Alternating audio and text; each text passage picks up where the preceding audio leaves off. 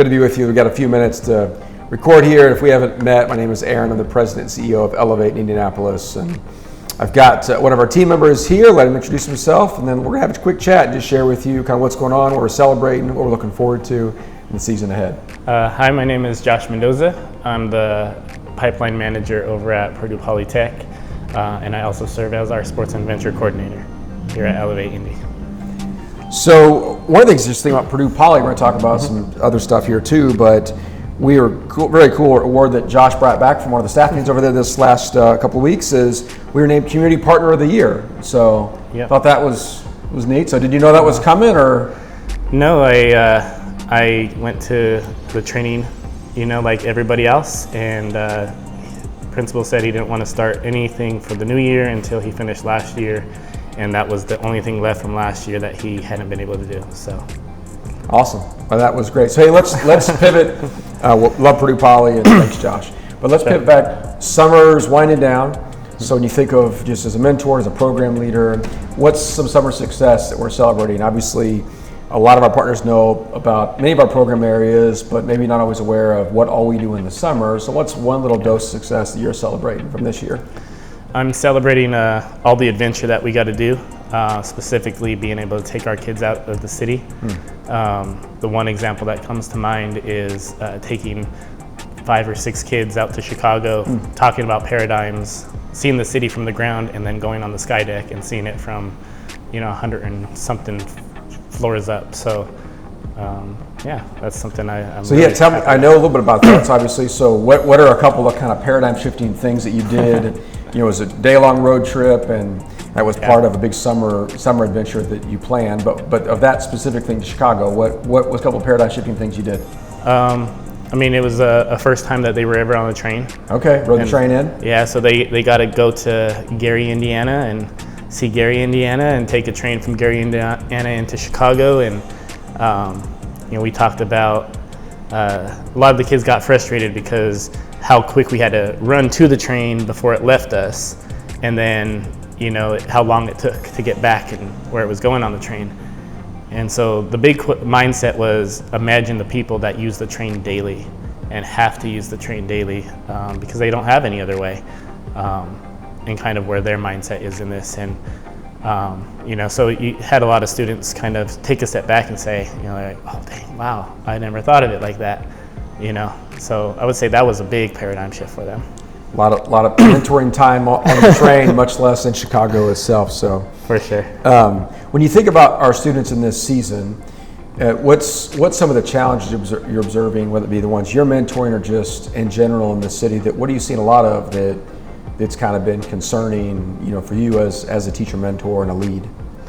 I think there's 2 really big ones concerning the kids that I feel I've become closest with, that I've seen pretty regularly. One being definitely anxiety. I think that's a really huge one for all of our kids, especially after COVID. I think that just shot it through the roof. And the other one is identity. Just kind of knowing who they are and figuring out how they can be who they actually want to be, and not maybe a person that somebody else expects them to be or wants them to be, or their friends are telling them to be. Just looking inward and saying, like, what is it I want from my life?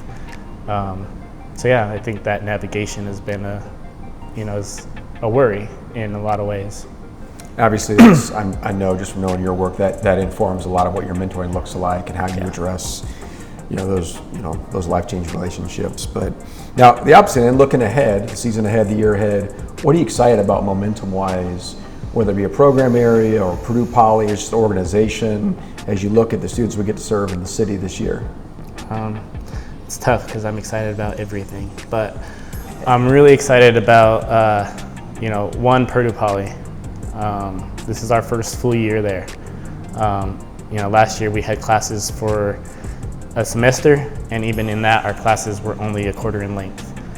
So to have our first 2 classes that will be a year long in length, be able to see the growth in our kids, the amount of engagement we get to have in the school and within the community because of that. I'm really excited on that, and I'm excited for sports and adventure. And the more we grow, the more opportunities we find to give life-changing experiences, first-time experiences to our kids, whether it's Pokagon this year and going, up and doing tobogganing or, kayaking or something different. So I'm excited about both those things. It's good. Last question. Our organization theme this year. So elevating their community, elevating our city. Mm-hmm. So every year we identify a theme, we share it. It kind of helps drives a lot of what we do and why we do it. When you think about this theme of elevating their community, elevating our city, what comes to mind? Just to you, you've got many years of experience. You've seen, a lot of students come and go, and just from your own work. Why do you think that theme is relevant, and how does that translate to your work and our organization this year? Well, without trying to sound biased, I think it's an amazing theme. But I say that because I think it just aligns with everything we say to the kids, right? We tell the kids that elevates a family. We tell the kids that no one gets there alone. We tell the kids that, we teach a lot about team building and teamwork. So all that goes into that theme, when I think of, we elevate their community, elevate their city. We talk about a circle of influence, and you have to start, the smallest place to have the biggest impact. And that's really what that theme makes me think of is, if we can elevate their community and help them be part of that even, the chances of us changing the whole city are so much greater. And then for future generations, we're not just talking about today's kids, although that's our focus for this year, but the work that we do is talking about generations of kids to come. Yeah, that's great. Thanks, Josh, for carving out some time, being together. Obviously, we've got a great year ahead and excited about that. And I know our partners and donors and followers will be tapped in a lot of different ways. But thanks for the time, and we'll get to talk with you all soon. Enjoy the update.